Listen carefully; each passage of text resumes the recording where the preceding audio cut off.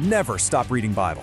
Today, we're breaking down an absolutely pivotal narrative, the final days of Jesus Christ, just as they're documented in chapters 14, 15, and 16 of the Gospel of Mark. You know, this whole account is really structured like a three-act play. It moves from this private conspiracy to a very public execution, and then finally to a conclusion that nobody saw coming. We're going to explore exactly how the text builds that drama, step by step. Okay, so let's dive right into Act 1. Chapter 14 is all about laying the groundwork, detailing this intense sequence of events during Jesus' final hours of freedom. We're talking everything from his last meal right up to his arrest. And the pacing here, it's just incredibly fast. The narrative literally jumps from a sacred meal to a desperate prayer in the Garden of Gethsemane, and then bam, a betrayal and an arrest, all in just a few hours. You can really feel this sense of impending crisis building right from the get-go. So, what's really fascinating here is the stark contrast the text draws between Jesus and his disciples. I mean, on one hand, you have Jesus establishing a new covenant and totally accepting his fate. And on the other, well, the narrative shines a bright light on the disloyalty of Judas and the coming failure of Peter, who was, his most outspoken supporter. And this specific prediction to Peter, wow, it's such a key moment of foreshadowing in the story. The fact that it's fulfilled exactly by the end of the chapter, it really just hammers home this theme of human weakness when faced with fear, even among the most dedicated followers. All right, let's move on to the second act. Now, the story completely shifts gears. We're moving away from that inner circle and onto the public stage, focusing on the trial before the Roman authorities and, of course, the crucifixion itself. So here's the situation. The Jewish council didn't have the authority for capital punishment. So Jesus is brought before the Roman governor, a guy named Pontius Pilate. And the text puts Pilate in a real bind, a serious dilemma.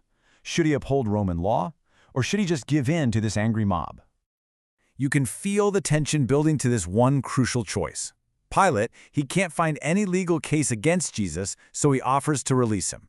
But the crowd, really egged on by the chief priests, they demand the freedom of another prisoner instead, a man named Barabbas. So what's the takeaway here? The crucial point is that the story shows politics winning out over justice. Pilate just caves to the crowd. And that one decision leads directly to the condemnation, the crucifixion, and then the burial of Jesus in a tomb provided by Joseph of Arimathea. And this brings us to the final act, where the whole tone of the story just pivots on a dime. It goes from the absolute finality of death to something completely unexpected. So the account says that a few days later, several women who followed Jesus show up at the tomb to anoint his body. But what do they find? An empty tomb. And they get a message from a figure dressed in white.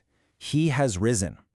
And this is just a brilliant illustration of a key theme in this final chapter. Think about it. The first reaction from the disciples isn't faith. It's straight up doubt.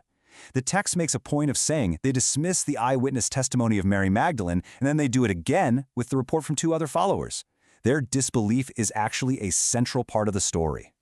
It's only when Jesus appears directly to the 11 disciples, and the text says he actually scolds them for their skepticism, that they are finally convinced, and it's right then and there that he gives them this final world-changing commission to take his message everywhere. And with that final command given, the account in the Gospel of Mark wraps up with his ascension into heaven, leaving his followers with this huge new mission. So this leaves us with a pretty big thought, right? Here's this ancient story that goes from what looks like total defeat to this incredible victory. How does this account of sacrifice and triumph still continue to shape our world today? This explainer was based on the account from the Gospel of Mark, produced by the Center Studio.